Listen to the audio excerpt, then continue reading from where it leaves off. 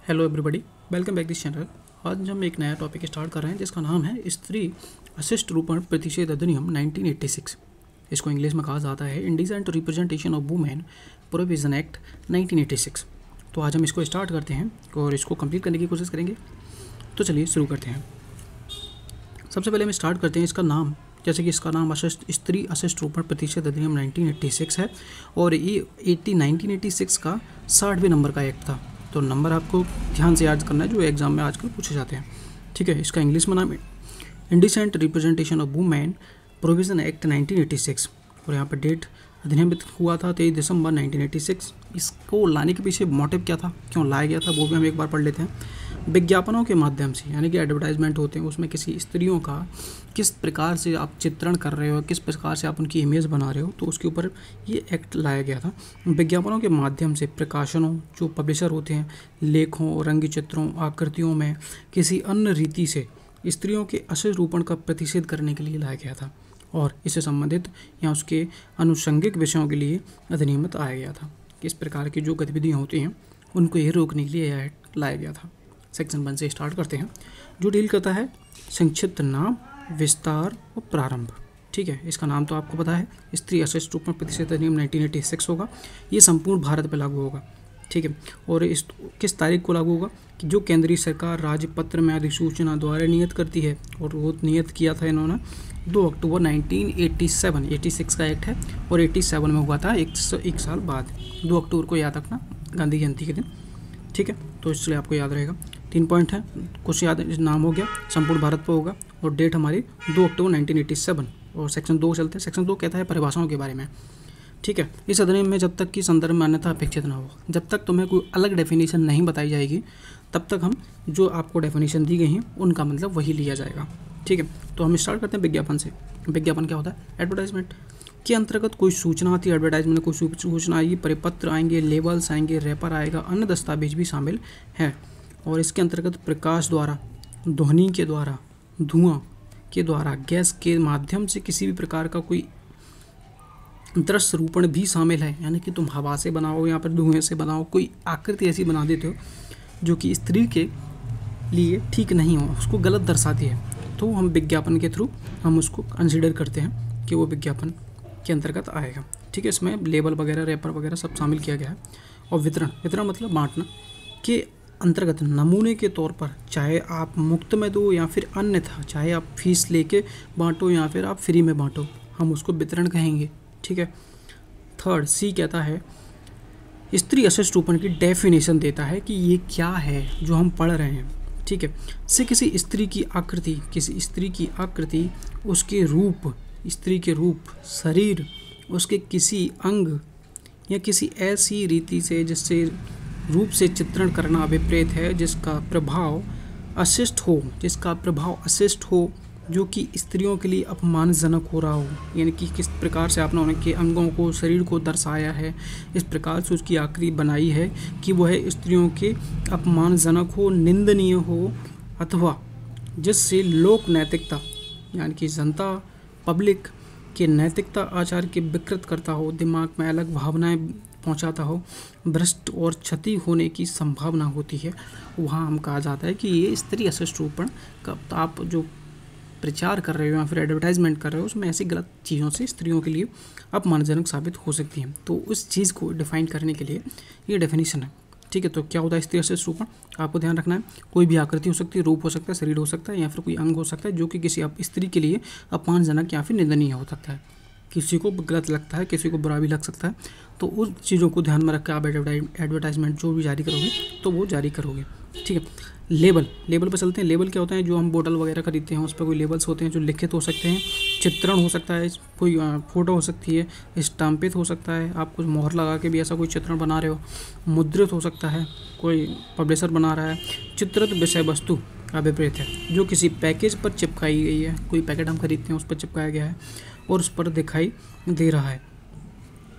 D, ABCD और E package के अंतर्गत कोई बॉक्स भी आता है, कार्टन आता है, टिन आता है, अन्य पात्र भी इसके अंतर्गत शामिल किए गए हैं। पैकेज पर छापा गया, लेबल होगा, लेबल किस पर लगेगा? पैकेज पर लगेगा। ठीक है, तो पैकेज के अंतर्गत क्या है? बॉक्स, कार्टन, टिन, अन्य पात्र भी शामिल किए गए हैं, तो याद रखना है। विहित प्रेस्क्राइब्ड इस अधिनियम के द्वारा अभिप्रेत है। ठीक है, तो वो पढ़ने की ज़रूरत नहीं होती। अब नेक्स्ट चलते हैं। अब सेक्शन 3, सेक्शन 2 में डेफिनेशन थी, सेक्शन 3 में आते हैं स्त्री अशिष्ट रूपण अंतर्विष्ट करने वाले विज्ञापनों पर प्रतिषेध। यानी कि तुम स्त्री अशिष्ट रूपण पर कोई विज्ञापन करते हो तो उनको रोका गया है सेक्शन 3 के थ्रू। कोई व्यक्ति ऐसा विज्ञापन जिससे किसी रूप से स्त्रियों का अशिष्ट रूपण अंतर्विष्ट होता है, मतलब शामिल है, प्रकाशित नहीं करेगा। जिसमें स्त्री का अशिष्ट रूपण शामिल किया गया है वो तुम प्रकाशित नहीं करोगे, पब्लिश नहीं करोगे और प्रकाशित नहीं करवाया जाएगा। तुम्हारे पास आता है तुम नहीं करोगे, और कोई करवाना चाहता है किसी के थ्रू तो वो भी नहीं करवा सकता, प्रकाशित नहीं करवाएगा, अथवा उसके प्रकाशन या फिर प्रदर्शन की व्यवस्था नहीं करेगा, उसमें भाग नहीं लेगा। सेक्शन 4, स्त्री अशिष्ट रूपण अंतर्विष्ट करने वाली पुस्तकें। स्त्री अशिष्ट रूपण पर कोई पुस्तकें,